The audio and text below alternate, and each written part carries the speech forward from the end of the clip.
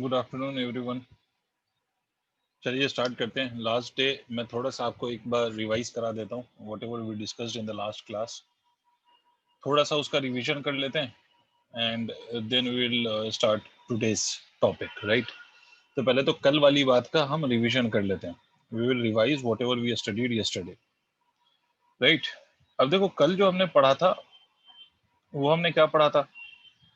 तो last day we discussed about the relative velocities, and that was if you are having two bodies, let's say A going in this direction with a velocity of va, B going in this direction with a velocity of vb. So I told you velocity of A with respect to B would be written as va minus of vb, and velocity of B with respect to A will be vb minus of va. Means if the two bodies goes in the same direction, you just have to subtract the two velocities to get the relative velocity. You just have to subtract the two velocities to get the relative velocity. And which velocity will be subtracted from which velocity? तो I told you कि आप किसकी velocity subtract करेंगे? उस body की जिस body को आपने observer बनाया है. The body which is your observer, that velocity will be subtracted from the velocity of another body. यहाँ पर B is observer, तो B की velocity A में से subtract करोगे. Similarly here A is observer, so the velocity of A will be subtracted from the velocity of B, right? Now moving on, if the two bodies goes in the opposite direction, then velocity of A with respect to B, that is the velocity of A with respect to B. Again my observer is this, but because velocity of B and velocity of A are not in the same direction, it is in opposite direction, means if I take this velocity positive, then The I have to other take this one will be velocity as negative. what? The other one will be negative. Yes, of course, very good, Mona. That would be negative, no doubt about it. So this will be negative if it is positive. Hence, the velocity of A with respect to B will be written as VA plus VB. And similarly, velocity of B with respect to A would be written as minus of VB minus of VA. Means if the two bodies goes in the opposite direction, the velocities will add. And if the two bodies goes in the same direction, velocity will subtract. And yes, both the velocities were with respect to the ground. This A was with respect to ground. This B is also with respect to the ground. Similarly, here also A and B are with respect to the ground. Right? Right. So what I told you is the velocity, if you take the velocity of the bodies with respect to the ground, then you will find the relative velocity by simply taking the difference or by adding the two velocities. Now we go one step ahead, right? जो हमने कल पढ़ा था उससे एक step और आगे चलते हैं. We will be talking about the relative velocity, but the situation will change. And then after we will go to the case of acceleration and accelerated motion in the case of relative velocity. But अभी पहले इस बात को समझो. Till now, the velocities of both the bodies were with respect to the ground. दोनों body की velocity ground के respect में थी, है ना? कल से जो हमने बात करी है उसमें दोनों बॉडी की velocity was with respect to ground. Now I am going to talk about these bodies.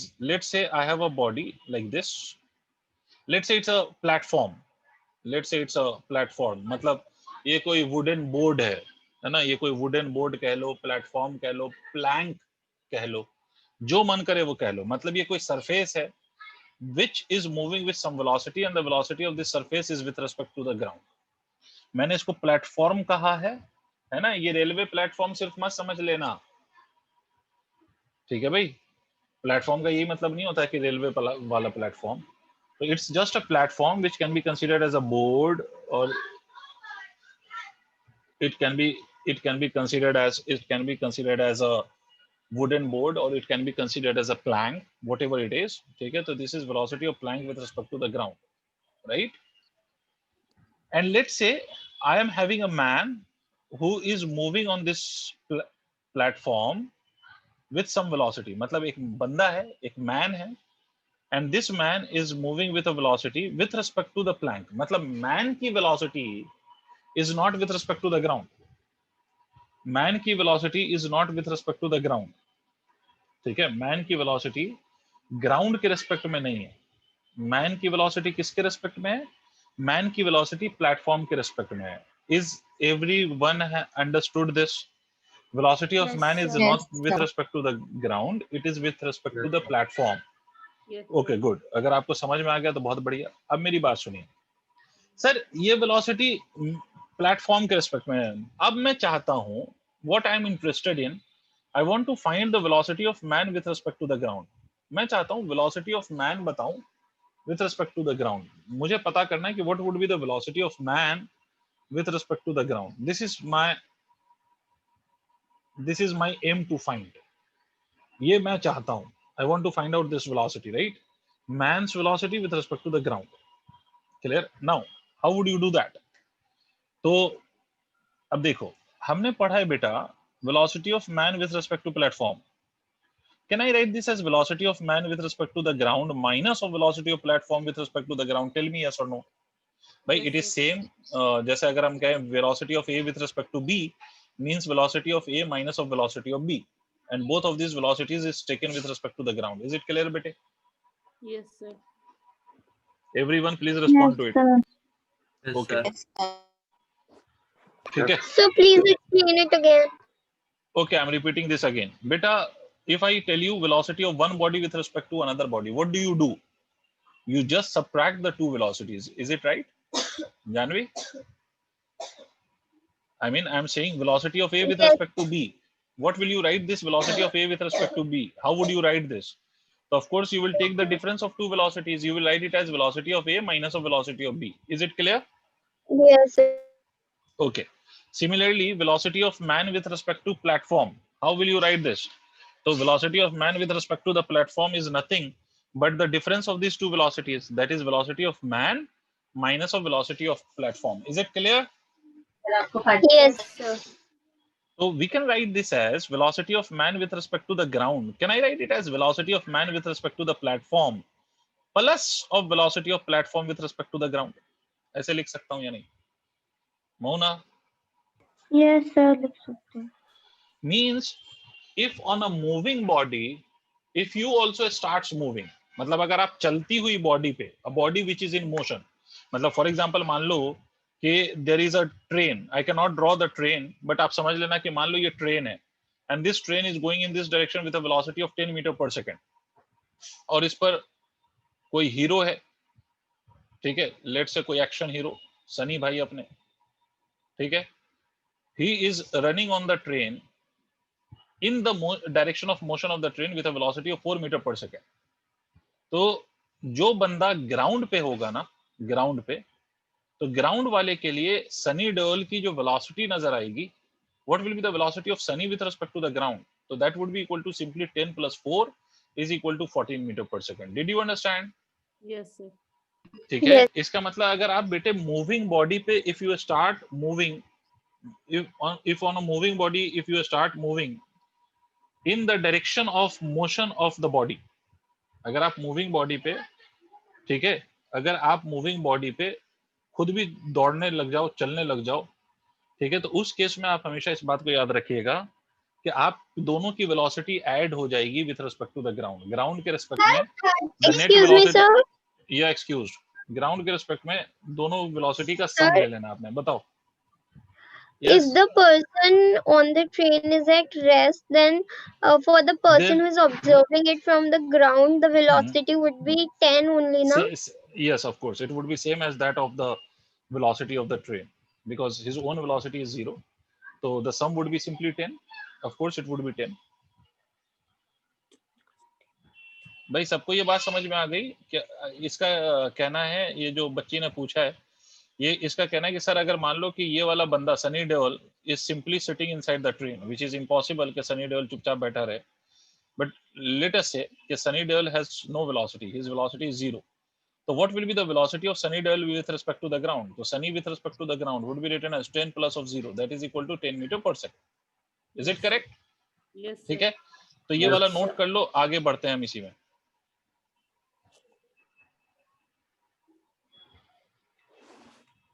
Note कर लिया फॉर्मूला?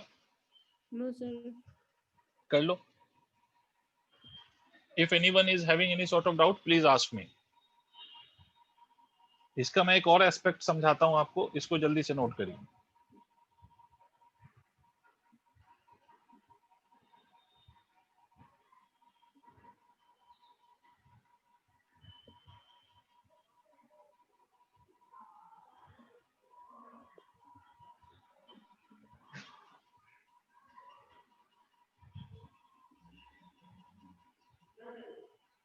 नोट कर लिया?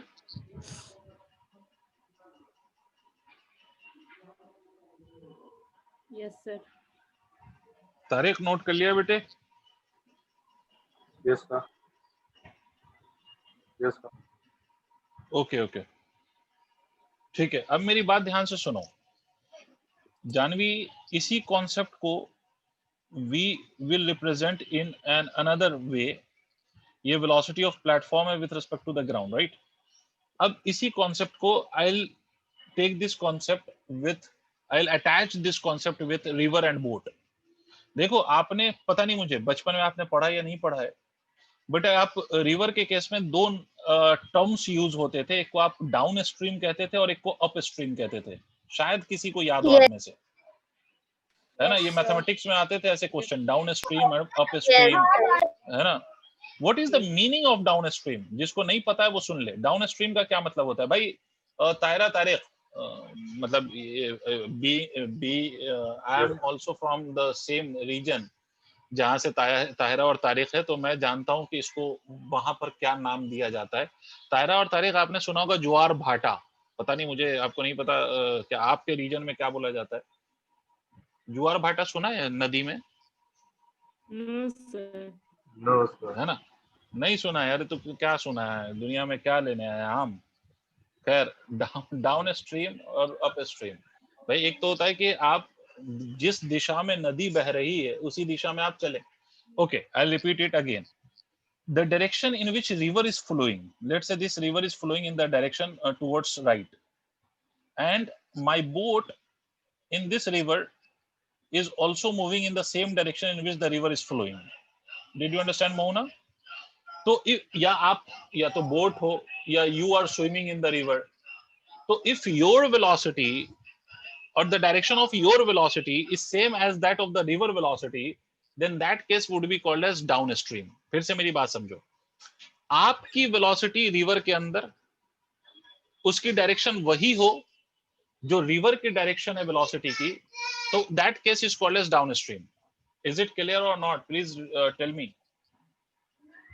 Yes, sir. मान Yes, लीजिए sir. ये बोट की वेलोसिटी है with respect to the river. Mona, did you understand बेटा? Please tell me. If your velocity is in the direction of the river's velocity, Saksham क्या कह रहा है? अप स्ट्रीम क्या कह रहा है सक्षम बेटा? Upstream is equal to against force. Yes of course, upstream is equal to against. तो डाउनस्ट्रीम मींस कि जिधर रिवर फ्लो कर रही है उसी डायरेक्शन में आप बोट चलाओ। अच्छा, एक बात याद रखना कि बोट की velocity is with respect to the river. क्यों? क्योंकि बोट कहां चल रहा है? रिवर में। तो बोट की वेलोसिटी किसके रिस्पेक्ट में होगी? रिवर के रिस्पेक्ट में। तो अगर मुझे बोट की वेलोसिटी ग्राउंड के रिस्पेक्ट में देखनी है तो बेटा एक बात देखो, इस बात को समझो, इसके साथ साथ मैं क्यों बता रहा हूं इसको। आप ये सिचुएशन क्या ऐसा ही नहीं दिखाई दे रहा? नहीं आ रही बात समझ? अरे जो प्लेटफॉर्म वाला केस जो अभी मैंने डिस्कस करा है, क्या down stream is not similar to that platform वाला case? Yes, sir. Amen. Everyone please respond, please, it's my request. Yes, sir. भाई ये डाउन स्ट्रीम वाला case is same as that of the platform वाला case. Yes, इसका sir. मतलब don't you think velocity of boat with respect to the ground would be equal to velocity of boat with respect to the river plus of velocity of river with respect to the ground? Tell me yes or no। Yes, sir. Yes, मतलब sir. अगर Yes, boat sir. आपका, आप अगर down stream में swim कर रहे हो या आपका बोट डाउन स्ट्रीम में चल रहा है, तो your velocity with respect to the ground would be simply the sum of the two. भाई ये बात वही हो गई, मतलब इन दोनों का कॉन्सेप्ट एक ही हो गया ना, कि अगर your velocity is in the direction of velocity of the surface, मतलब आप जिस सरफेस पे चल रहे हैं और सरफेस जो चल रहा है, अगर आप दोनों की वेलोसिटी सेम है तो आपकी वेलोसिटी ग्राउंड के रिस्पेक्ट में इन दोनों का सम होगी। मतलब अगर आपकी वेलोसिटी सरफेस की वेलोसिटी की डायरेक्शन में, तो सिंपली आप दोनों वेलोसिटी को ऐड कर लो। Is it clear? एक बार कॉन्फिडेंस से सारे बोल दो हाँ कि ना। Yes, sir. yes, Yes, sir. Yes, sir. Very good. तो नोट कर लीजिए, नोट कर लीजिए, मैं दूसरा केस आप कंसीडर करूंगा।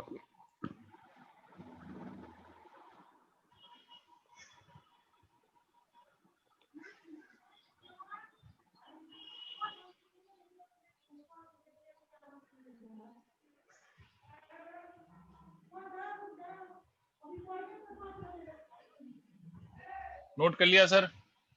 No, sir. ओके बेटा, नोट करके बता दीजिएगा।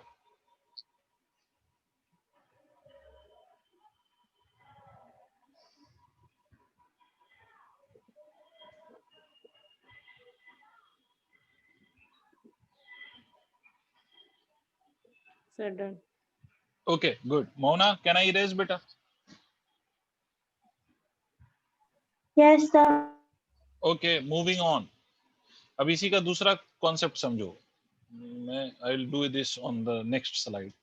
आई am taking the next case. अब क्या हो सकता है कि let's say this platform is going towards right with respect to the ground, its velocity is vpg.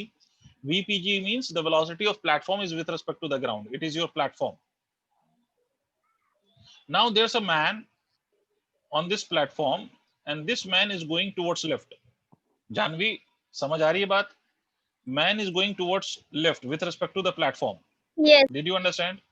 Okay, Sunny Deol इस बार ऑपोजिट डायरेक्शन में दौड़ रहा है, ठीक है? तो अब मेरी बात समझो। Because I am talking about velocity and many times I have told you the same कि अगर velocity की direction opposite है तो if you will take one as positive then another would be negative. मतलब अगर Yes. दो direction है, मतलब बेटे अगर मैं इस डायरेक्शन को पॉजिटिव मान लूं बच्चे, तो इस वाले डायरेक्शन को मैं नेगेटिव कहूंगा और वाइस वर्सा, ठीक है? या तो आप इसको पॉजिटिव मान के इसको नेगेटिव कह लीजिए या उसको कह लीजिए, आपकी मर्जी। तब मुझे एक बात बताओ, I am interested to find the velocity of man with respect to the ground, I want this value, what would it be? तो इसके लिए क्या मैं ये कह सकता हूं कि velocity of man with respect to the platform, ठीक है? फिर से वही फॉर्मूला लिख रहा हूं, ध्यान से देखो, अगर नहीं समझ में आए तो मुझे पूछो।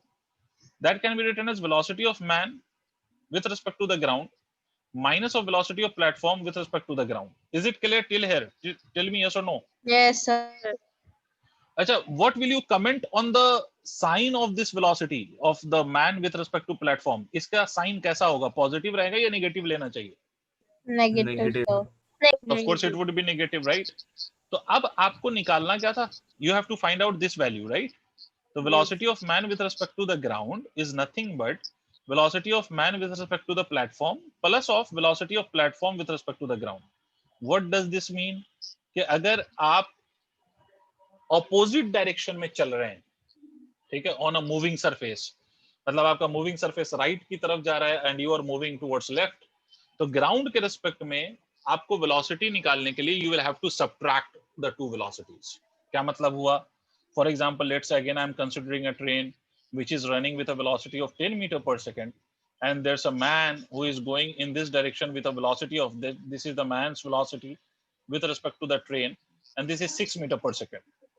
तो अगर कोई observer ground पे है, if there is someone standing on the ground, so for him the velocity of this man, velocity of man with respect to the ground would be simply 10 minus of 6 is equal to 4 meter per second. Is it clear or not? Yes, sir. Everyone please respond to it. Yes. मतलब पहले वाले case का just opposite हो जाना है।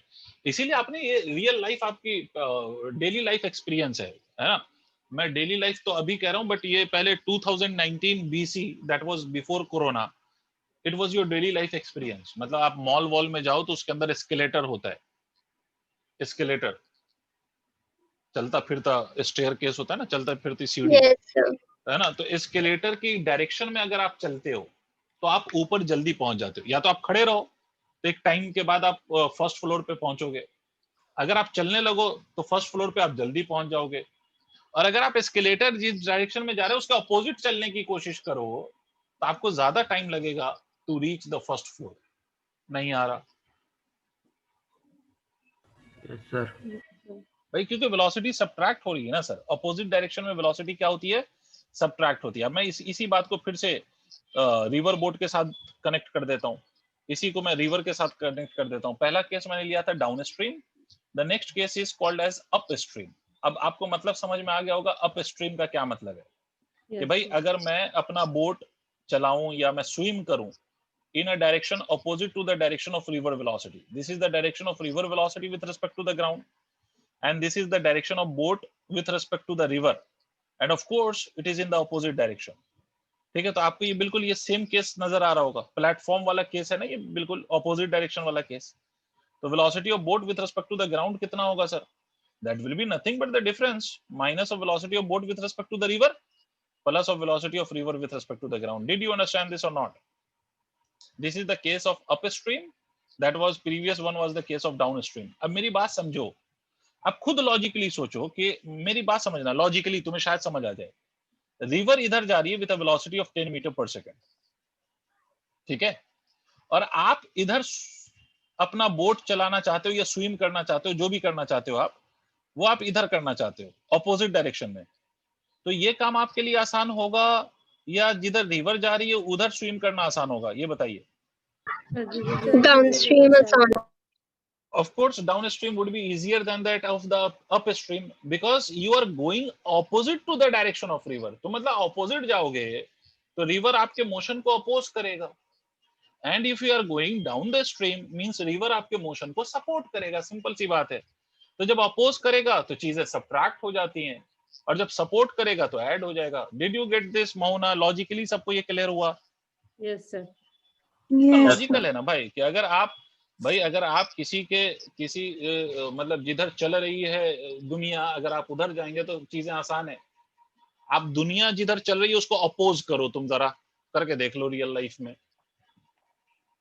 आ रही बात समझ में? Yes, आप sir. दुनिया को अपोज करके देखो, फिर उसके बाद देखो आपके साथ क्या होता है. तो भाई भेड़ चाल सुना होगा आप लोगों ने कि जिधर चले दुनिया उधर चल लो, तो बड़ी आसानी है, फिर तो मजा ही मजा है. बट अगर दुनिया को अपोज करने जाओगे आप तो सब आपको पागल दीवाना कहेगा, घुसा मार देगा. ठीक है, तो that is the same case in this situation also कि अगर आप प्लेटफॉर्म की डायरेक्शन में चल रहे हैं तो आपकी वेलोसिटी ऐड हो गई, उसने सपोर्ट कर दिया आपको. अगर आप ऑपोजिट डायरेक्शन में जा रहे हैं तो आपकी वेलोसिटी सबट्रैक्ट हो गई क्योंकि आप अपोज कर रहे हैं भाई उसको. सबको क्लियर हो गया? Can be proceed please tell me. Yes, sir. Note Yes, कर लो sir. जल्दी. Okay, so now you know the meaning of upstream, now you know the meaning of downstream, now you also know the meaning कि if you are moving on a moving platform तो उस case में आपकी velocity add होनी है या subtract होनी है, that you have understood. ठीक है, अब आपको ये सारी बातें अगर समझ में आ गई हैं तो let us deal with a question. Let us deal with a question. ठीक है, ताकि आपको मैं ये बात समझा सकूं, फिर फर्दर मैं आगे की बात करूंगा. ठीक है, तो अब एक क्वेश्चन पे डील करते हैं या नेक्स्ट पेज पे आ जाते हैं कि सर मान लो, अब ऐसा समझो कि ये एक बेल्ट है. बेल्ट समझ रहे हो? ये वो आपका वो वेस्ट में लगाने वाला बेल्ट नहीं, इसको कॉन्वेयर बेल्ट कहते हैं. मतलब ये ऐसा बेल्ट होता है ना जो चलता हुआ बेल्ट होता है. आपने एयरपोर्ट वगैरह पे देखा होगा. If you have seen, if you have visited airport you must have seen this. देखा है कभी? यार चलो, यू मे और may not have seen this, but ये समझ लो ये कॉन्वेयर बेल्ट है. कौन सा बेल्ट है सर? Conveyor belt. इस पे ये चलता हुआ बेल्ट है, ये बेल्ट चलता है. ठीक है, ऐसा समझिए. तो अगर ये बेल्ट चल रहा है तो इस बेल्ट पे आपको सिचुएशन क्या दी गई है वो समझिएगा. ये बेल्ट है आपका and the situation given to you is कि भाई इस बेल्ट की velocity of this belt is with respect to the ground is 4 kilometre पर आवर. ठीक है, ये सिचुएशन आपको गिवन है, ये बेल्ट है. समझ रहे हैं आप? अरे हाँ ना तो बोल दे एक बार. Yes, sir. It's a moving belt. ठीक है, ये मूविंग बेल्ट है. ठीक है, इसका अच्छा टर्म होता है कॉन्वेयर बेल्ट. एनीवेज, तो इट्स अ मूविंग बेल्ट. अब आपसे कहा जा रहा है कि यहाँ पर there is a man standing here. ठीक है, and there is another man. ठीक है, ये एक्चुअली में मैं आपको एग्जैक्ट बताऊं तो I am taking this question from NCERT. This is the question of NCERT. Actually में इसको बोला गया कि there is father and there is a mother of a child and a child is here. ये आपका child, ये आपका नहीं, सॉरी, ये child है. ठीक है, ये बच्चा है कोई. ठीक है, and there's an stationary observer. ये सिचुएशन आप देखिए, अगर आपको नहीं समझ में आए तो पूछेगा, ये मत कंफ्यूज हो जाना पता नहीं क्या कर रहा है master. This question I have taken from NCERT, stationary observer. Right, ये सिचुएशन आपको क्लियर है सबको? प्लीज टेल मी यस और नो. Yes, sir. आपसे कहता है कि Yes, a child runs to and fro with the speed of 9 km per hour with respect to the belt. मतलब velocity of child with respect to the belt is equal to 9 km per hour. अब ये child कर क्या रहा है? ये child जा रहा है पहले father जहां पर उसका है, he is going from father to the mother and then he is returning back from mother to the father. Did you understand? भाई उसे आपको क्वेश्चन में क्या बोला गया है कि आपका ये जो बच्चा है ये पहले किधर से किधर गया, फादर से कहाँ गया, मदर के पास, फिर मदर से कहाँ गया, फादर के पास. He is going to mother from his father and from mother to his father, back and forth. मतलब पहले ऐसे गया, पहले ऐसे जाएगा और फिर ऐसे आएगा. आपको क्लियर है, सबको सिचुएशन क्लियर है? Yes, sir. Yes, sir. Yes. The distance between the father and mother on this belt is 50 meter. The distance of father and mother is 50 meters. Clear है? Now what is the question? Try to understand. Question में कुछ parts हैं, वो मैं लिख रहा हूँ. Velocity of child with respect to the ground is equal to what? In direction of belt. Simple सा question. अगर आपका ये जो चाइल्ड है वो बेल्ट की डायरेक्शन में चल रहा है तो उसकी वेलोसिटी कितनी होगी with respect to the ground? Velocity of child, yes of course Saksham, yes you're right. Velocity of child with respect to the ground is equal to what? In opposite direction of belt.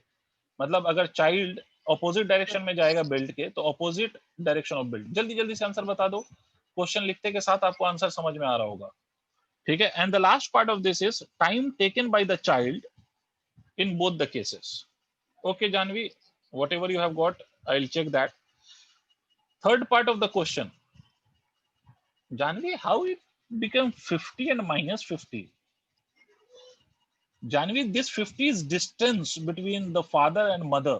It is not the velocity, right? Janvi, this distance is 50. Dekho, Yes. and this is the velocity of belt. You are supposed to find the velocity of child, right? पहले यहां तक note करो.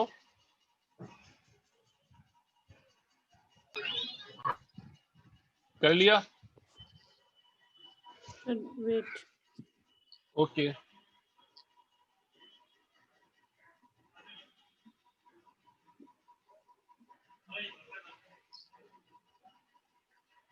And please write the last part of the question.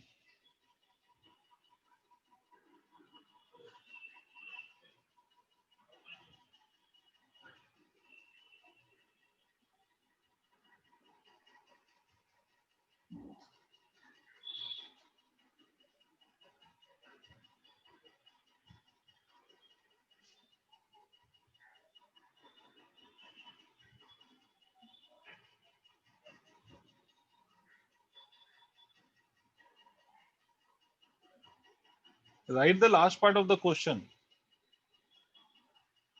Time taken by child in part A and B. इन दोनों में आपको time बताना है. What will be the time taken by the child in part A and B? आप question note कर लो. I'll tell you. I'll give you the results.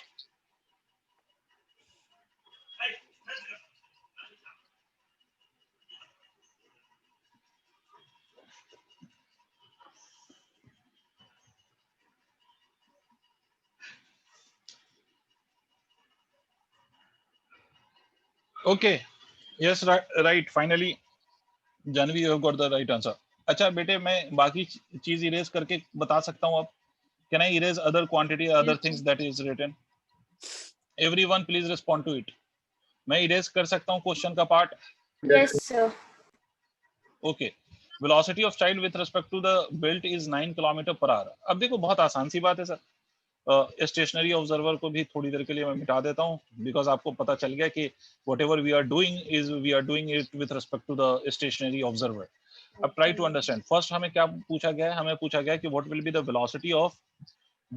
Velocity of child with respect to the ground. कब? जब ये belt की direction में जा रहा है. ठीक है. और बेल्ट किधर जा रहा है? Right. Belt is going towards right and child is also going towards right. तो भाई दोनों सपोर्ट कर गए ना एक दूसरे को.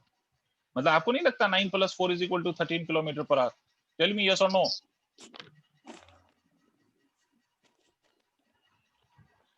इन डायरेक्शन ऑफ बेल्ट. अरे हाँ ना बोलो. Second case, velocity of child with respect to the ground. Opposite direction में क्या होगा? कौन बता रहा है? When child would be going opposite. भाई this is the direction of belt and this is the direction of child. 4 When the minus 9. minus minus, of course minus कर देंगे. तो this is the velocity of child with respect to the belt. तो इस case में because both are going in the opposite direction तो obviously there will be a subtraction, right? तो Yes, of course, Janvi. It would be subtraction, and what will be that value? So that value will be equal to the difference of the two. That you will write it as 4 minus of 9, which is equal to minus 5 kilometer per hour. I hope Yes. everyone has got this answer. Minus Yes, 5 sir. बस आपको ये बता रहा है कि direction has reversed. Yes, sir. अब इसमें second part of the question समझो क्या कहता है. The second part is simply asking you कि what will be the time taken, ठीक है, in doing this. मतलब when child goes from his father side to his mother side, what will be the time taken by him? And similarly, what will be the time taken by him to go, to reach father from his mother? ठीक है. तो किसी भी एक parents के लिए अगर आप देखेंगे तो आप मुझे एक बात बताओ, when the child goes from father to mother, father से दौड़ के मदर के पास जा रहा हो, तो how much is the distance that he will have to travel? Father से दौड़ के मदर के पास पहुंचा, तो don't you think distance would be 50? Tell me yes और नो. Yes, sir. बेटा डिस्टेंस यही कवर करेगा ना, वो फादर और मदर Yes. के बीच का डिस्टेंस कितना है? 50 है ना. बट दिस बट 50 तो डिस्टेंस तो डबल Yes, नहीं yes. हो जाएगा, कौन डबल हो जाएगा? क्योंकि सर पहले वो फादर से मदर के पास गया, यस, फिर तो मदर से फादर. नहीं, लिसन टू मी जानवी. तो आपको इस क्वेश्चन में दोनों इंडिविजुअली पूछा गया है. नहीं आई बात समझ में? You have to find individually the time taken by the child to go to his mother from father side. उसके बाद इसका नेक्स्ट सर आपको करना क्वेश्चन है में कि मेंशन होगा वो. मेंशन करा था मैंने लिखवाया था कि find the time taken by the child in part okay A sir, वो एंड देख. पार्ट बी, है ना, वो मैंने लिखवाया था.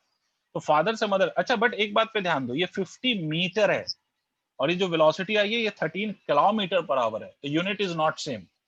Is it Yes, clear? तो इसका मतलब आपको 50 मीटर को either convert it into kilometre पर आवर, सॉरी 50 मीटर को कन्वर्ट इट इनटू किलोमीटर, और कन्वर्ट दिस किलोमीटर पर hour into metre per second. समझ में आ रही बात? yes, sir. Are you getting what I am saying? मतलब क्या, देखो टाइम को मैं कैसे लिखूंगा. If I keep this as 50 only, तो I will change this 13 kilometre पर hour into what, into metre पर सेकंड. ये मीटर है, मीटर पर सेकंड में स्पीड को चेंज करने के लिए आपको याद करो कि हम 5/18 से मल्टीप्लाई करते हैं. इज इट क्लियर और not? Yes, Yes, sir. So this is the answer to part A. Clear? This is the answer to part A. Part B के लिए आंसर क्या होगा? What will be the answer to part B? So you will be using this velocity.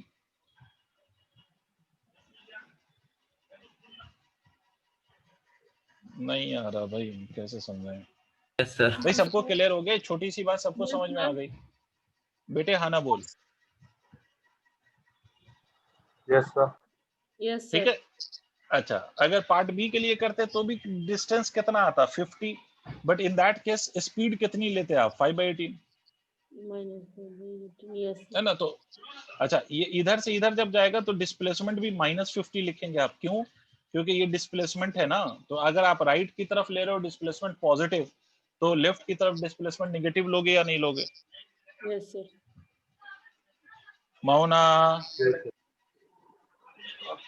Yes, sir. Mauna, is everyone convinced with this? Please tell me. Yes, sir. Yes, sir. Yes, sir. So I'm not taking any other question based on this. अब मैं थोड़ा accelerated motion की ओर जा रहा हूँ. We'll now be discussing the case of acceleration in the case of relative velocity or relative acceleration. तो मैं इसको erase कर रहा हूँ. I will be erasing all these things, whatever written on the screen. I am going to erase that. And now we move to the next part of this, which is relative acceleration. And then we will use sir the mother concept. को father निकालने के लिए हम बस -5 लिख देंगे ना 13 की जगह. Yes. You will just write it as -5. But yes, remember one fact. Okay, when you are taking the displacement from mother side to father side, the displacement would be towards left, right? Displacement is towards left, Yes, 50. and displacement is a vector quantity. So पहली बार displacement was towards right, so you took it as positive. When he is going from mother side to the father side, the displacement will become negative. So you will make it what? You will write it as simply t is equal to -50 divided by -5 into 5/18. Is it clear, Janvi? Yes, sir. Yes. Okay.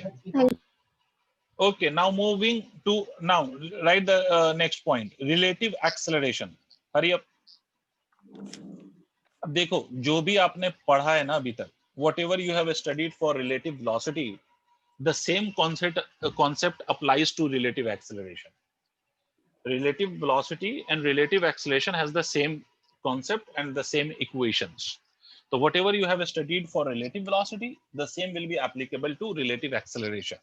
Now listen to me. Similarly, आपको अगर मेरी बात समझ आ रही है ना, तो आप इसको डायरेक्टली बता सकते हो। मुझे ये बताओ, ये मान लो, let's say this body I'm calling it as P, I'm calling this body as Q. This is going with an acceleration of AP, this is going acceleration with AQ, and both the acceleration will obviously be with respect to what? ये जो AP और AQ है, ये किसके respect में? ground. Of course, अगर मैंने कुछ भी नहीं लिखा है, means it is with respect to the ground. सब कन्विंस है इस बात से? Yes, sir. भाई अगर मैंने Yes, sir. मेंशन नहीं किया है कि ये वेलोसिटी किसके रेस्पेक्ट में, तो always remember this is with respect to the ground. तो अगर मैं आपसे पूछूं acceleration of p with respect to q, what will you do? Tell me. The AQ same that, minus AP. Simple सी बात, जो आपने वेलोसिटी में करा, the same you will write here also. भाई ये वही तो होगा ना। देखो बेटे, Yes, sir. मैं आपसे कहूं ये it is going with 10 metre पर second square and this is going with 6 metre पर सेकंड स्क्वायर, राइट? और मान लो this is q and this is p, तो what will you do? Acceleration of p with respect to q। भाई Six p का minus. Acceleration q के respect में, तो ऑब्वियसली सबट्रैक्ट ही तो करोगे ना। Yes, sir.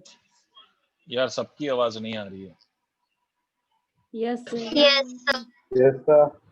मतलब you will repeat the same, simply बस हुआ क्या है, velocity is replaced by acceleration but the formula is still same. means whatever the formula you have got for the velocity, the same is applicable for acceleration. अच्छा, same अगर मैं आपसे पूछूं a q p, तो क्या लिखते हैं आप? Sir. PQ minus PA. नहीं, aq minus of ap। Oh, sir. This time observer कौन है? p है ना, तो ऑब्जर्वर Yes. का एक्सेलरेशन सबट्रैक्ट कर देंगे। भाई इसी का दूसरा एस्पेक्ट, भाई अगर मान लो if both are going in the opposite direction, मुझे लग रहा है समझ नहीं आ रहा आप लोगों को। If both are going in the opposite direction and if I take this as positive, तो this will be taken as negative because acceleration is a vector quantity. Tell me yes और नो। Yes, sir. मतलब Yes, एक ही sir. बच्चे को समझ आ रहा है? Vibhuti, Yes, sir. Rishika, okay ठीक है।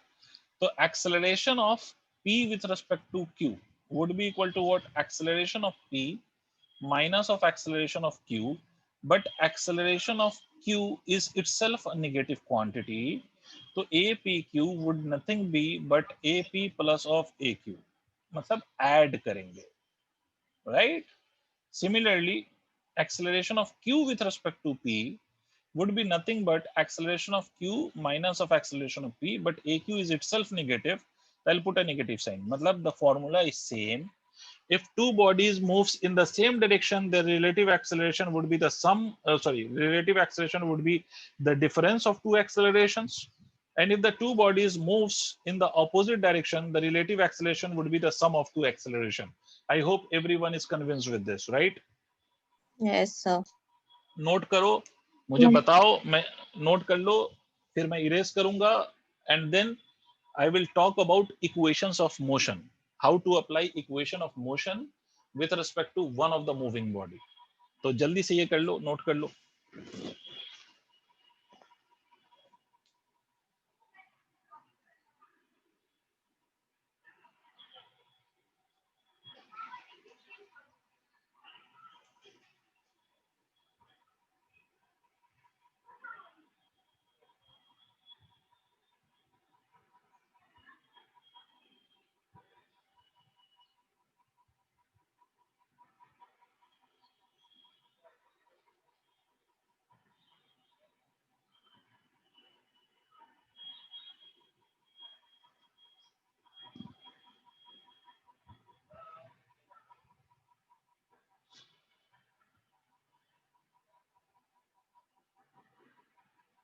हो गया? Can I erase? इरेज कर दूं? ओके सक्षम, Yes, sir. Yes. Okay, so I am erasing this. Now try to understand the next concept because I will be applying equations of motion. ठीक है, तो इसको बहुत अच्छे से समझना, and in case if you don't get anything, you will ask me and you will clear your doubt at the same time, right? ठीक है, तो now listen to me carefully.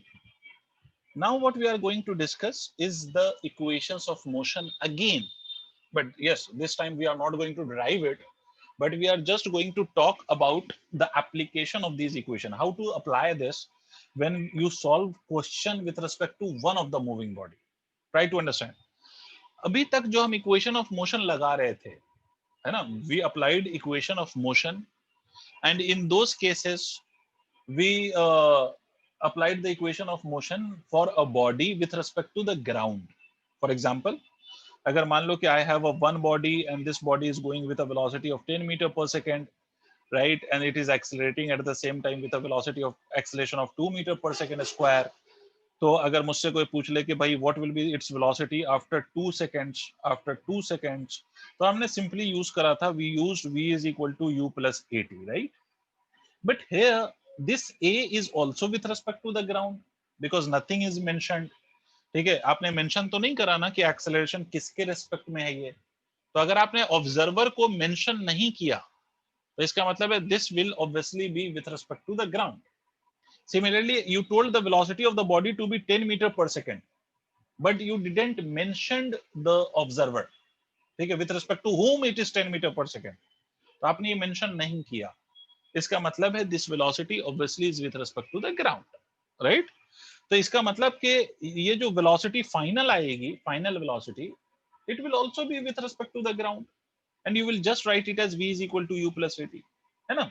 So this was the situation, and this situation we have already dealt with, right? Now, what is next situation? Let's say instead of one body, I'm having two bodies, let's say, right?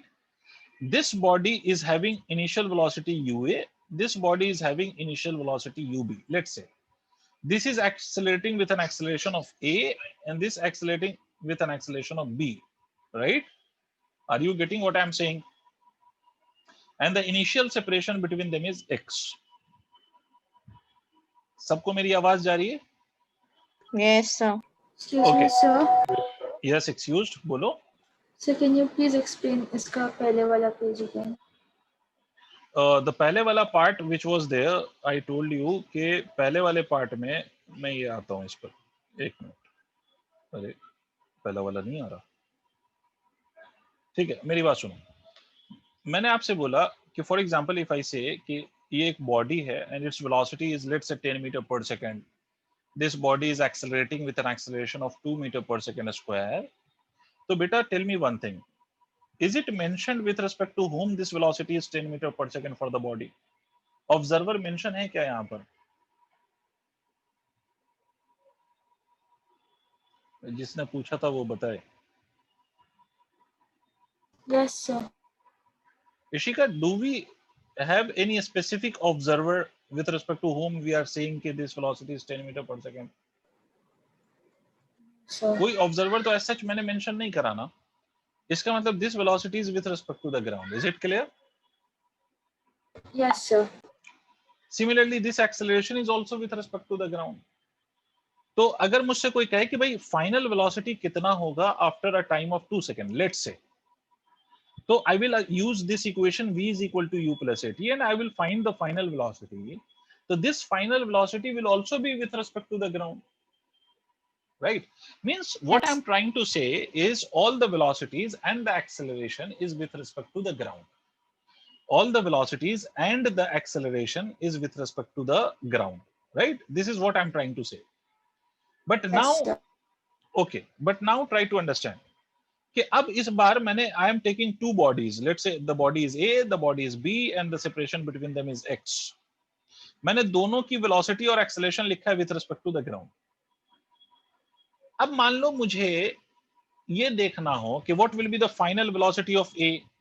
मान लो मुझसे पूछा जाए what will be the final velocity of A after time t. मान लो, भाई सबको समझ में आ रही है मेरी बात? तो एक तो मेथड ये है कि मैं ग्राउंड के रेस्पेक्ट में सॉल्व कर लूं.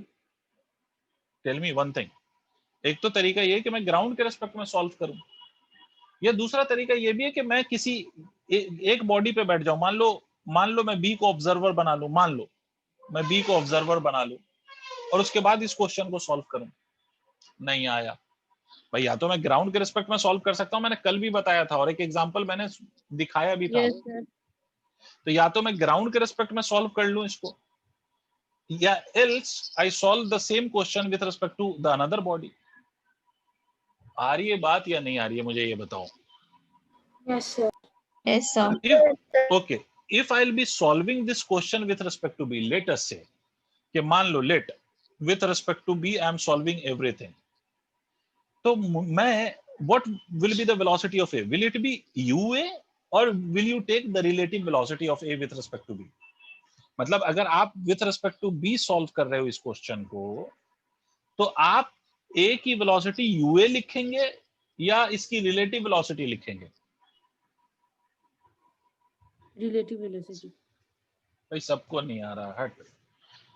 गुड तायरा, बाकी लोग अरे मेरे खामोश बच्चों, मेरे साइलेंट मोड और साइलेंट जोन में रहने वाले मेरे प्यारे बालक, मैं आपसे कह रहा हूं कि अगर मैं इस पे बैठ जाऊं यार, इस पर, और ये जा रहा है 10 मीटर पर सेकंड से बच्चे, और ये जा रहा है 6 मीटर पर सेकंड से, और मैं इस पे बैठ के इसको देखूं, बी पे बैठ के ए को देखूं, तो मैं ए की वेलोसिटी 6 लिखूंगा या 4 लिखूंगा?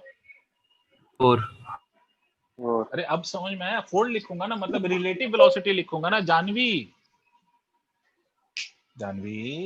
ये तो बोला था मैंने, रिलेटिव अच्छा बेटा, वेलोसिटी। Okay, relative velocity. आपकी आवाज मुझ तक नहीं पहुंची थी। माउना, Yes, sir.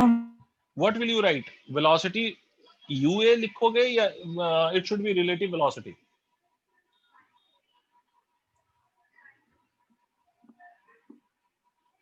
If you are solving the problem with respect to one of the body, तो आप एब्सोल्यूट वेलोसिटी लोगे या रिलेटिव लोगे? Relative. Of course you will take relative velocity. तो आप देखो इस केस में जितने भी इक्वेशन ऑफ मोशन है, all the equation of motion will take one particular form, that is कि आप ग्राउंड के रेस्पेक्ट में लिखते हैं ना, अगर आप ग्राउंड के रेस्पेक्ट में लिखते हैं तो आप लिखते हैं v is equal to u plus at, but if you will be writing with respect to b, तो whatever you will get will be the relative values। अब मेरी बात समझो, रिलेटिव लगाते तो कैसे लिखोगे? velocity of a with respect to b final is equal to velocity initial of a with respect to b plus of acceleration of a with respect to b multiplied by time. Did you understand the equation or not? Yes. मतलब instead of simply writing velocity, what will you write? You will write the relative velocity. नहीं आ रही बात समझ में? Yes. मतलब in general what you are doing, you are just taking the relative value of final velocity, you are taking relative value of initial velocity, you are taking relative value of acceleration. तो sir time का relative value क्यों नहीं लिखा? एक बात याद रखिएगा कि टाइम एक ऐसी क्वांटिटी है which remains same, right? It doesn't depends on observer. Time is independent of observer. इस बात को समझिए, time is independent of observer, it doesn't depends on observer। समझ रहे हैं? If something happens, observer, it doesn't depends on observer। मान लो कि अगर if some incident took place at 12 AM, ठीक है, for an observer sitting inside a train, मतलब अगर मान लो कि कोई बंदा ट्रेन के अंदर बैठा है और उसके लिए कोई इंसिडेंट हुआ और वो 12 बजे हुआ, so the man who would be standing on the ground, for him also this incident will take place at the same time। आपने कभी सुना है कि भाई वहां ये इंसिडेंट हुआ एट 1 PM? तो जैसे फॉर एग्जांपल मान लो कि दिल्ली में कुछ हुआ एट 1 PM, तो कोलकाता में रहने वालों के लिए भी वो 1 PM ही होगा, और दार्जिलिंग में रहने वालों के लिए भी वो 1 PM होगा, और महाराष्ट्र में रहने वालों के लिए भी time would be 1 PM। Is it clear? तो time doesn't depends on observer, time is independent of observer, तो इसलिए इसका रिलेटिव वैल्यू नहीं आता। डिड यू गेट दिस और नॉट? या excuse? So why are we using relative velocity then? Yes, why we are using is that you need to understand. See, the questions that we will be going to solve now will contain more than one body, right? मतलब हम जो अभी question solve करेंगे उसमें दो bodies होंगी, instead of one I will be having two bodies. समझ रही हैं आप? Yes, और मैंने sir. आपसे क्या बोला है कि if you have more than one body, तो the wise way of solving the problem is to solve the problem by applying the relative velocity concept. मैं ये नहीं कह रहा कि you cannot solve this question with respect to the ground. Of course you can solve with respect to the ground also. मैंने कल भी ये बात बोली थी when I took an example, और उसको मैंने दो मेथड से सॉल्व किया था। मैंने ग्राउंड के रिस्पेक्ट में भी सॉल्व किया था और मैंने वन ऑफ द बॉडी के रिस्पेक्ट में भी सॉल्व किया था, अगर आपको कल वाली बात आपने रिवाइज किया होता तो। Yes, sir. ठीक है, तो बेटा ये और मैंने कल भी आपको बोला था कि a question which you are solving with respect to the ground, the same you can solve with respect to one of the body also. तो सर ग्राउंड के रिस्पेक्ट में कैसे इक्वेशन लिखते हैं वो हमें पता है। तो अगर मान लो मुझे किसी क्वेश्चन को किसी बॉडी दूसरे बॉडी के रिस्पेक्ट में सॉल्व करना हो, मान लो if I am interested in solving the problem with respect to one of the moving body, तो इक्वेशन ऑफ मोशन में क्या चेंज आएगा? समझे या नहीं Yes, समझे? sir. समझ में आया. ठीक है, तो that we are going to discuss. और मैं आपसे बार बार एक बात कह रहा हूं कि अगर एक से ज्यादा बॉडी है, if you are having more than one body, तो always try to apply the concept of relative velocity, ये relative motion. Why? Because relative motion से सॉल्व करना would be quite easier than solving the same question with respect to the ground. Is it clear to everyone? Please speak up. Yes, Janvi, Yes, Yes. sir. ठीक है, तो in general what you have to do, you have just to apply the relative quantities. और किस quantity का relative value नहीं होता है? Time का, because time remain same for any observer. ठीक है, तो इसका मतलब ये बात अगर आपको समझ में आ गई है ना, तो मैं पूरी बात को मतलब इस पूरी बात को मैं इन जनरल ऐसे लिख सकता हूं कि अगर आपको फर्स्ट इक्वेशन यूज करना है तो you will write it as v relative u relative plus of a relative multiplied by t। ये डिपेंड करता है कि आप रिलेटिव किसके रिस्पेक्ट में निकाल रहे हो, ए के या बी के, वो आप पे डिपेंड करता है, इसलिए मैंने जनरल लिखा है v relative u relative a relative. Similarly second equation को आप कैसे लिखोगे? Displacement relative u relative multiplied by t plus of half a relative multiplied by t square. ठीक है, इसी तरह से थर्ड इक्वेशन को आप कैसे लिखोगे? V r squared relative is equal to u relative square plus of twice of a relative multiplied by x relative. Is it clear और नॉट? भाई Yes, sir. सिर्फ टाइम का रिलेटिव नहीं आएगा, बाकी सबका रिलेटिव वैल्यू लिखा जाएगा। अगर if you are solving a question with respect to the not with respect to the ground but with respect to one of the body. Is it clear? Please note it down. भाई अगर आप कोई question किसी एक moving body के respect में solve कर रहे हो, तो आप फिर एब्सोल्यूट वैल्यूज नहीं लिखेंगे, आप रिलेटिव वैल्यूज लिखेंगे। बस सिंपल सी बात इतनी।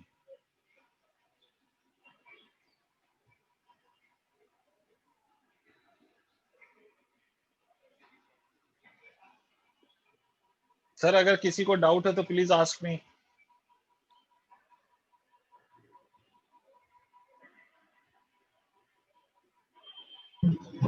सर सेकंड इक्वेशन में आपने जो x रिलेटिव लिखा है वो डिस्प्लेसमेंट है ना? Of course that is why there is a relative value. और वैसे भी याद रखिए कि during the equation of motion, when I taught you the equation of motion, मैंने तब भी ये बोला था कि this x is relative sorry this x is displacement not distance. Sir distance भी तो इंडिपेंडेंट हो सकता है। Yes of course distance is also independent. Distance की भी रिलेटिव वैल्यू हम नहीं लेते। ठीक है, तो सर यहाँ क्यों रिलेटिव लिखा? बिकॉज ये डिस्टेंस नहीं होता भाई, ये डिस्प्लेसमेंट होता है। That is why we are taking relative value. ठीक है सक्षम भाई? सक्षम, ओके बेटा क्या इरेज कर दूं इसको? मैं क्वेश्चन अब सिखाऊं आपको, थोड़ा क्लैरिटी आए। Sir, please wait. Okay I am waiting बेटा, नोट करके मुझे बताइए so that we can solve few questions based on this.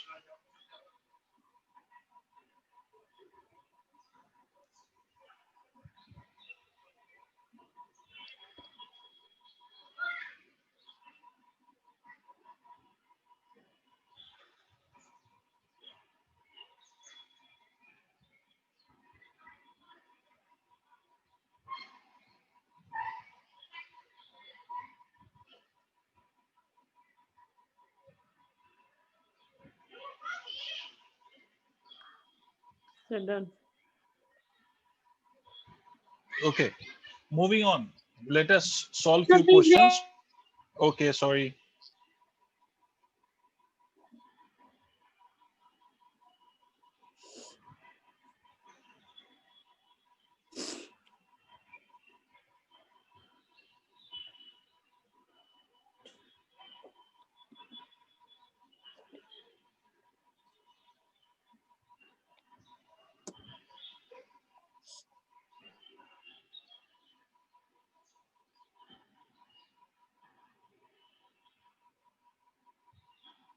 done, sir.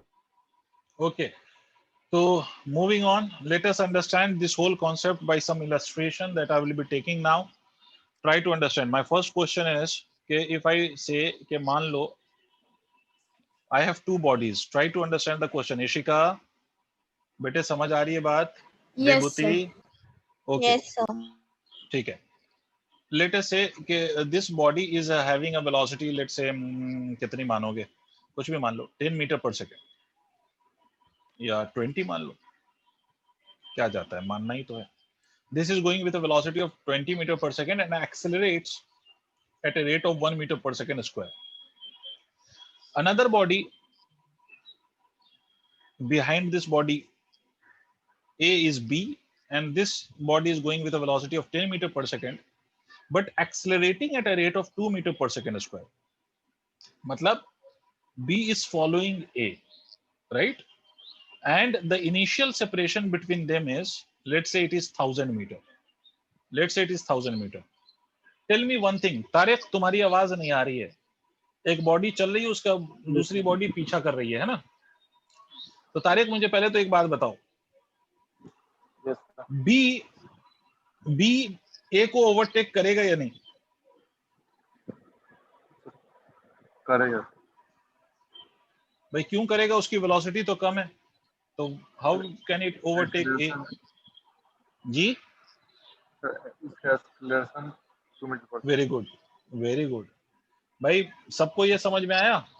Although इस इंस्टेंट पे इसकी velocity is more than that of the velocity of B, but the acceleration of B is more than acceleration of ए.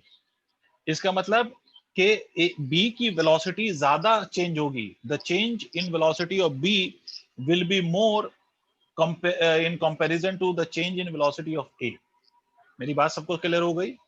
भाई Yes. इसमें ज्यादा velocity में change आएगा और इसमें कम आएगा, तो there will be a time when the velocity of B will become greater than A. ठीक है, मतलब कुछ टाइम के बाद B की velocity will become in fact greater than A. और जब B की वेलोसिटी A से ज्यादा होगी तो ऑब्वियस सी बात है कि after some time B will overtake A. Is it clear to all or not? Yes, sir. Yes, sir. अब मेरी बात सुनो. अब मैं फिर से एक बात बता रहा हूं कि yes, you can solve this question with respect to the ground observer. आप दोनों को मान लें कि दोनों चल रहा है और ग्राउंड के रेस्पेक्ट में सॉल्व कर लें. Of course you can. I have no issue with that. You can solve this question with respect to the ground. मतलब दोनों बॉडी को आप अज्यूम करें कि भाई दोनों चल रहा है, तो ग्राउंड पे बैठ के अगर मैं देखूंगा तो मेरे लिए दोनों चल रहे होंगे. तो you can solve this question with respect to the ground. I have no issue with that, right? But because हम लोग रिलेटिव मोशन के कॉन्सेप्ट को सीख रहे हैं, because we are trying to understand the concept of relative motion, तो I will solve this problem with respect to या by applying the concept of relative motion. मैं इस क्वेश्चन को सॉल्व करूंगा रिलेटिव मोशन के कॉन्सेप्ट से, क्योंकि हम पढ़ ही वही रहे हैं. मैं ये नहीं कह रहा कि ये ग्राउंड के रिस्पेक्ट में नहीं हो सकता सॉल्व, हो सकता है, बिल्कुल होगा, बट मैं रिलेटिव मोशन के कॉन्सेप्ट से आपको सिखाऊंगा. समझ आ गई होगी मेरी बात शायद. अब रिलेटिव मोशन का कॉन्सेप्ट क्या कहता है? तो वो कहता है कि ए और बी जो आपकी दो बॉडीज हैं उसमें से किसी एक को आप ऑब्जर्वर मान लो. तो लेट से मैं ए को ऑब्जर्वर मान लेता हूं. लेट से मैंने क्या मान लिया? ए को ऑब्जर्वर मान लिया. मतलब आई एम तो सॉल्विंग क्वेश्चन प्रॉब्लम. में हमें क्या बोला गया है, क्या निकालना है? Time. Yes, solving problem with respect to A. मैं क्वेश्चन को सॉल्व, अच्छा टाइम निकालना है भाई, ओवरटेक करने वाला टाइम. तो solving problem with respect to A. तो अब मैं क्या करूंगा? मैं लिखूंगा इनिशियल वेलोसिटी ऑफ बी. किसके रेस्पेक्ट में लिखूंगा? ए के रेस्पेक्ट में. नहीं आ रहा, तो क्या Yes, लिखूंगा? sir. 10 minus of 20 is equal to minus of 10 meter per second. ठीक है. Similarly, acceleration of B with respect to A. तो क्या लिखूंगा? 2 minus of 1 is equal to 1 meter per second square.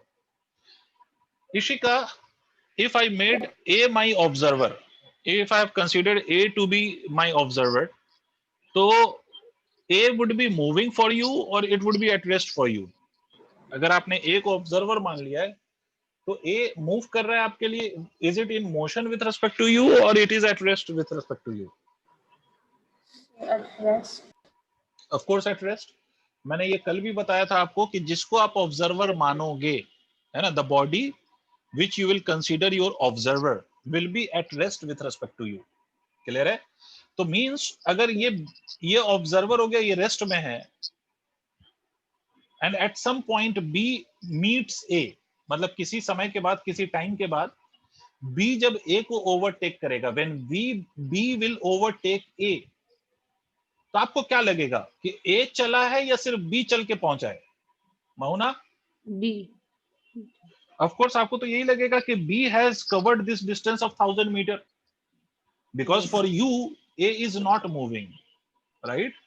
So at the time of overtaking, can we tell that as A is observer, the velocity of A for me is 0, hence B must have covered a distance of 1000 meter. What do you say, Mauna?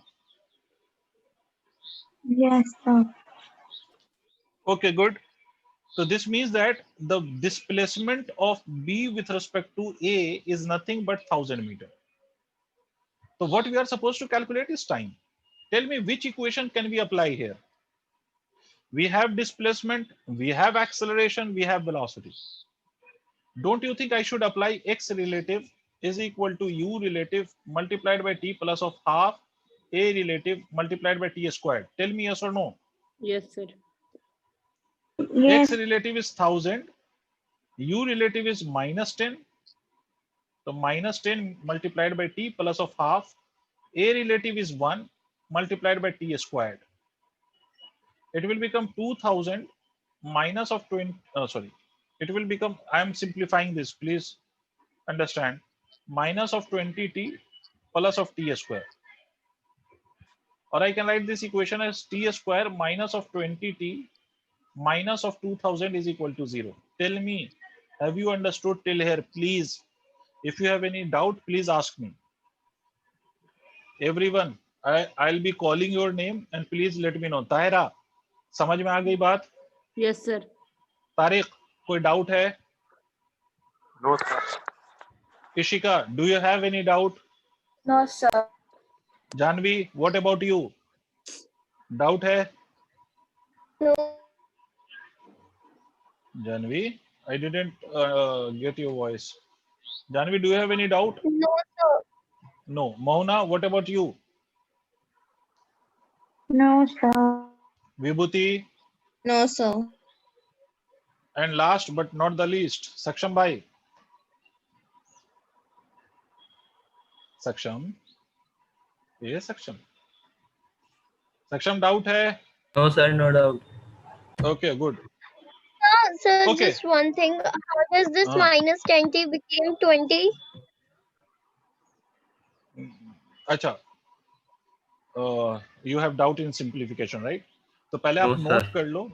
नहीं, जानवी की बात कर रहा हूँ मैं. पहले आप note कर लो, then I'll tell you how it became 20. Done. See, 2 becomes LCM, right? Janvi, 2 will become LCM, na? See, it is minus But 20, right? Who has I'm telling multiplied you. with 1000? See, first try to understand this. Minus 20 plus t square by 2. If 2 becomes LCM, don't you think you will write it as minus 20t plus of t square?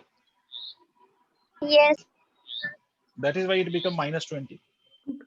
Now your next question would be, what happened to 2 So yes, then? and now I understood. It get cross multiplied with 2 got 1000 multiplied and with yes, and it become 2000. Okay, so everyone has copied this. Can I erase now? Yes, sir. Sir, just a second. Okay, hurry up. I'm erasing the left side of this part. Done, sir. Okay, Now what we are supposed to do, we are supposed to solve this quadratic equation. And earlier also I have given you the formula for the quadratic equation, if you remember, right? Yes. So I'll be finding the value of time, let's say t1. So quadratic equation, I'll directly write this, right? You need to understand the equation. I'm directly writing it. Minus of minus b plus of b square. B square means 20 the squared, minus of 4ac, that is 4 multiplied by a is 1. C is again minus 2000 divided by 2a. Divided by 2a. A is 1. Solve this, you will get t is equal to plus 20 plus of b square is 400 plus of 2000 multiplied by 4 is 8000. ठीक है, divided by 2. I am not going to solve it further. यहां तक दिख रहा है? अच्छा, ये वाला जो टाइम की वैल्यू आएगी ये पॉजिटिव होगी क्या? Yes, sir. बच्चे, sir. भाई every term is positive, तो time, the value of time will also be positive. Is it clear? Yes, sir. Okay मैंने आपसे बोला था कि किसी भी क्वाड्रेटिक इक्वेशन में there will be two roots. दो रूट होते हैं ना. ये तो एक रूट निकाला आपने जिसको अल्फा कहते हैं. अच्छा, इसका दूसरा रूट बीटा कैसे निकालेंगे आप? T2 कह रहा हूं मैं इसको. Minus of minus 20 minus of 20 the squared. ठीक है, minus of 4 into a is 1, c is minus 2000 divided by 2 into 1. मुझे ये बताओ T2 is equal two plus 20 हो जाएगा ये minus of 400 plus of 8000 divided by 2. ये T2 अगर सॉल्व करोगे आप तो 20 माइनस ऑफ ये हो जाएगा 8400 डिवाइडेड बाई 2. मुझे ये बताओ ये T2 नेगेटिव आएगा या पॉजिटिव आएगा? Just see this. ये वाला जो second value of time, of course it would be negative. Why? Because 84, the root of 8400 would be greater than 20. यार तुम्हें नहीं आया. Yes. 8400 का स्क्वायर रूट 20 से बड़ा होगा या नहीं? Will it be greater than or for 20 or not? Yes. भाई ये तो ज्यादा होगा ना. Yes, sir. Yes, sir. तो 8400 का root is greater than 20. So this result will become negative. And you know that the value of time cannot So become won't it be negative. plus minus? What? So won't it be plus minus before the root? Before the root, yes. Plus minus means there are two roots for a quadratic equation. See, we have used plus wala to get one root, which is called as alpha. Yes, sir. And we have used minus to get the another root, which is called as beta. Yes, sir. है ना? But this root, which is with negative wala part, is coming out to be negative. The value of time I am getting negative. ठीक है, according to this. And time can never become negative. So this answer will not be considered. Right? So the only value of time that I'll get will be one value of time, and that will be this. Did you understand? Yes, sir. Yes, sir. Okay. Saksham has given me the answer 5.82. You will solve it and you will compare whether the Saksham's answer is correct or not. I am concerned with the method. Have you understood every bit of this particular method? How will you solve the question by applying the relative motion concept? समझ गए हो ना? Yes, sir. एक next question ले लें. Yes, sir.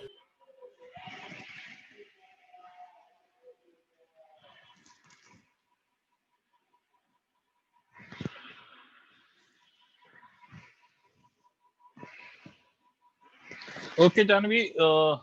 So you have your chemistry class where? Means here only, means in Learnivio or somewhere else?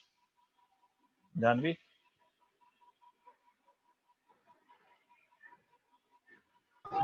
Here only. Okay, so others, okay, you are from the another batch, right? No issue. So you can leave, or in fact, I will also over class in another 5 minutes. So if you can wait for another 5 minutes. So then what I'll- are you doing right now? I am just giving you a question, another question. We will be discussing another question. So either you can skip, or if you want to I'll continue, be you can. waiting then. What? I'll wait for 5 minutes. Okay, no issue. That is Just it. okay. I'm giving you another question, which is also a simple question, and that you have to solve by applying the concept of relative velocity. I'm saying there are two bodies. Let's say A and B. This is going with a velocity of 30 meter per second. This body is going with a velocity of 10 meter per second, but accelerating at a sorry. This body is going with a velocity of 10 meter per second. This is going with 30 meter per second. But this is accelerating with an acceleration of 1 meter per second square. The separation between them is 400 meter. Okay, this A will overtake B or not? Tell me yes or no. Or make it this way. I'm changing the question. Make it this way. This velocity is 30 meter per second. This acceleration, it doesn't have any acceleration. It is this acceleration. Okay. This velocity is 20, and this is accelerating at a rate of 2 meter per second square. Now tell me, A will overtake B or not? Hurry up. Yes, sir. अच्छा, इसका acceleration 0 है बेटा. तो आपको simply क्या बताना है? Time बताना है. ठीक है? क्या करोगे? बताओ. सारे मिलके मुझे बताओ. I will be solving this with respect to one of the body. I want to apply the concept of relative motion. बेटा तो मैं क्या करूं? सबसे पहला step. With respect to With respect to B. Okay. With respect to B. अच्छा, ये necessary नहीं है कि आप question with respect to B ही सॉल्व करेंगे. You can even solve it with respect to A also. ठीक है, तो कंफ्यूज मत हो जाना कि बी ही को ऑब्जर्वर लेना है. You can take any of the two as your observer, right. But चलो, अगर मैंने बी को ऑब्जर्वर माना है तो मैं लिखूंगा velocity of A with respect to B that is equal to 20 minus of 30 is equal to -10 metre per second. Clear है सबको? Well, acceleration of A with respect to B will be equal to 2 minus of 0 is equal to 2 meter per second square.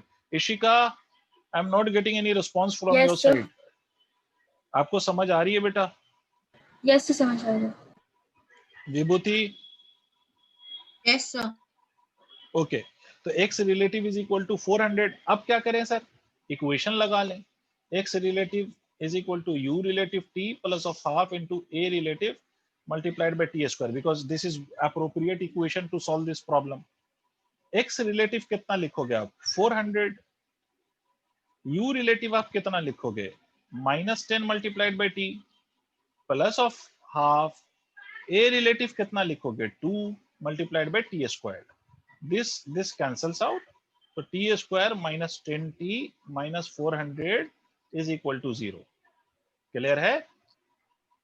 Note करो. Then I'll solve the quadratic equation.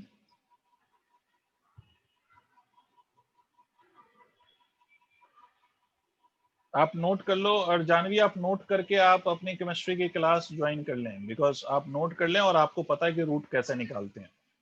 तो आप जल्दी से note कर yes, sir. I've लें. done it. Okay, तो you can leave and you can join your chemistry Thank you, class. sir. You welcome.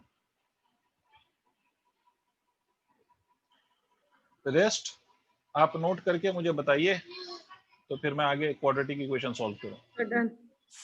Okay, good. तो let's solve this quadratic equation t square minus 10t minus 400. तो अगर मैं इसका root निकालूंगा तो याद रखो कि I have to take only that root which comes out to be positive.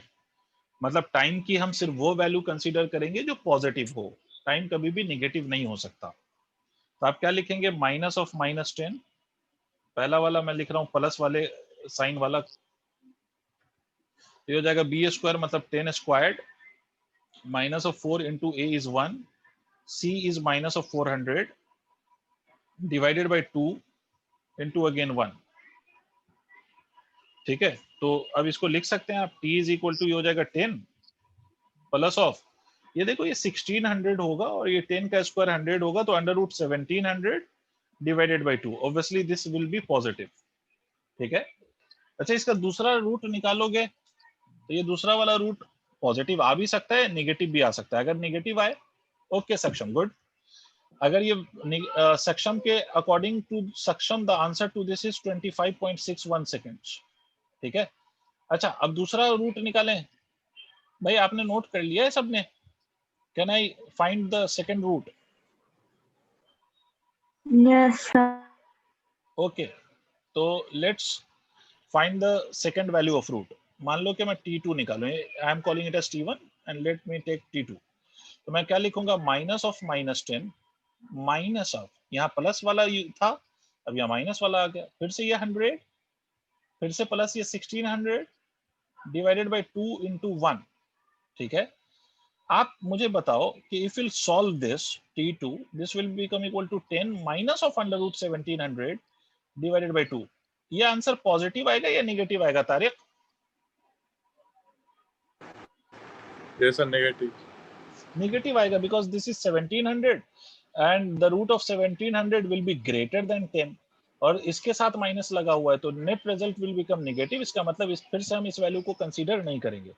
तो सर क्या ऐसा, is it necessary that always we'll get two root out of which one will be positive, another one will be negative?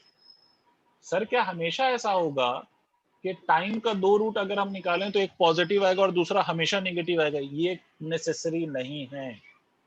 This is not necessary always, remember that. इसीलिए आपको मैं कह रहा हूं कि always find both the roots. Okay. sir. Clear है? Yes, अगर sir. If any of the root is negative तो फिर आप उसको कंसीडर नहीं करेंगे, बट ऐसा भी पॉसिबल है कि आपको दोनों रूट पॉजिटिव आ जाए और ऐसा भी पॉसिबल है कि दोनों रूट नेगेटिव आ जाए। अगर दोनों ही रूट नेगेटिव आ गया तो इसका मतलब है कि जो हम निकालना चाह रहे हैं वो पॉसिबल ही नहीं हो सकता। नहीं यारी बात समझ में माउना? अगर मान लो इसमें t1 और t2 दोनों नेगेटिव होता, Yes, if both sir. the roots would have been negative, if both the roots would have been negative, तो इसका मतलब ये होता कि A will never be able to overtake B। समझ रहे हो? Yes, अगर sir. ये दोनों रूट पॉजिटिव आए तो इसका मतलब होगा कि A will overtake B twice। ठीक है, और Yes. अगर एक पॉजिटिव और एक नेगेटिव है इसका मतलब एक ही बार A will be able to overtake B, उसके बाद फिर A will not be able to overtake B। I hope मेरी बात सबको क्लियर है everyone? Yes, sir. Yes, sir.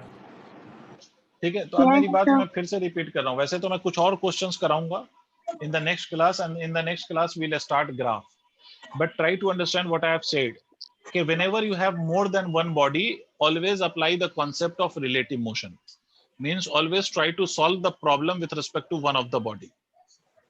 ठीक है? Yes, sir. Okay, so that is all for today. Rest we will discuss in the next class.